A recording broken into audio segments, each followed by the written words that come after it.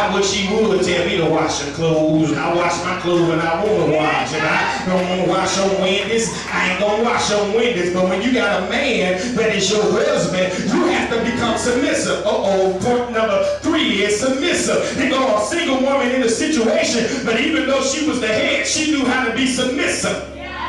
Ain't ready to have no church. Where you get that from, Pastor? In verses 10 and 11, when Elijah got the Zarephath, Bible says he came up on this woman and she was gathering sticks, and he called to her and said, I fetch me, I pray, a vessel to get some water. He wasn't her man, but because she knew how to take care of a man. No church. And because she knew that you got to be careful when you entertain a stranger, because it just might be an angel. When he said, can you go get me some water? She didn't say, hey, I'm getting me some sticks so I can go home and cook. She didn't say, get your own cook and get your own water. I've been out here in this sun all day. But he said, I pray you, can you get me a cup? Y'all ain't ready to have no church. She said, can you give me a cup of some water? Bible says she was submissive. Where you get that from, Pastor? She turned around and went and got it. She ain't asked him who you is. She ain't say you ain't my husband. She ain't say you ain't my baby daddy. She ain't say you ain't my daddy. She says, okay. Matter of fact, she ain't say nothing. She just turned. And while she was going to get the cup, Elijah said, well, hold on. This must be the one that God was talking about. He said, hold on. Why did you give me a cup for some water? Can you cook me a cake? Come on now. Women, I can't tell you that if you don't know how to cook, you ain't gonna get a man. Y'all ain't ready to have no church. Y'all, first of all, you're not submissive, and then second, you don't know how to cook.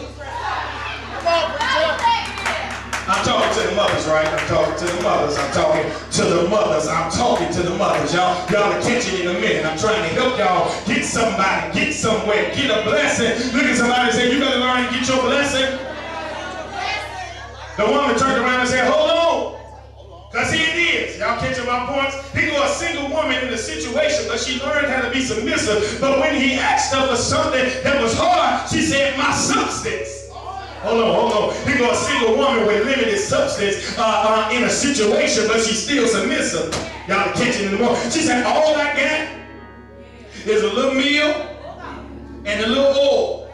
She said, I'm out here getting these 2 sticks because I'm going to go home, cook this cake, and me and my son gonna die. Did y'all catch that? Here it is. She's submissive, but she know where her priorities is.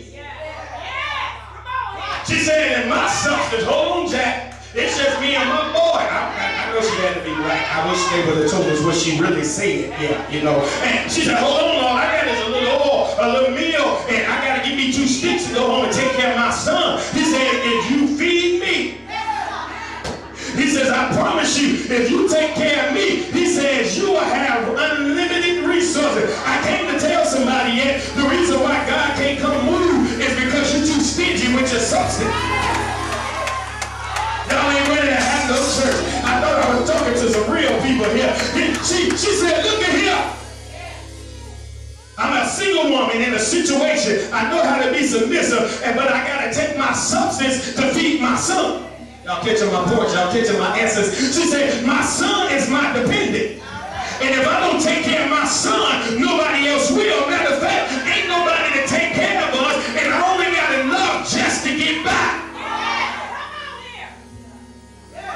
But I came to tell you, even when your substance is low, catch my next S, you got to make a sacrifice. Look at your neighbor and say, you better learn how to sacrifice. What do I mean by sacrificing? Lady T, she knew she only had enough bread, enough oil, enough meal for her and her son. She only got enough sticks because she was only going to cook 1 cake. But he said, if you fix me 1 first, then fix yourself 1 and fix your son 1. He said, when you look in the barrel, he said, it's still going to be some left. I came to tell somebody, when you make a sacrifice, what is sacrifice, Pastor? When you exercise your faith. Look at somebody and say, God will give you unlimited supply. Sit down. You're making me nervous. Look at it. She sacrificed her supply. She sacrificed her substance, and God gave her, in verse 16, supply. prophesy to you and say, when God is your source, resources are unlimited. Wait, they missed what I said. When God is your source, your resources become unlimited. Now, normally people close the textbook right there. They do. They start talking about the unlimited favor when you sacrifice. God will give you unlimited supply. But what happens when you sacrifice? And it seems like the more you sacrifice, the more you lose without getting in return. Y'all, can I keep the text going here? What happens when you sacrifice and when God is being your supply in one area, but sickness hits you in another area? Y'all ain't ready to have no church. That's my another S. That's another S. Sickness. The Bible says in verse 17, now that Elijah they get the food, and the Bible says that they ate good for many days, and he said as long as they had drought, when you go to the kitchen, it's going to be meal and Lord. He says, don't worry about it. God going to feed you the drought. Verse 17 says, and it came to pass. I came to tell you, in the middle of your greatest victory, you got to look for an attack. Look at your neighbor and say, it's going to come to pass. Y'all ain't going to have no church. The Bible says sickness.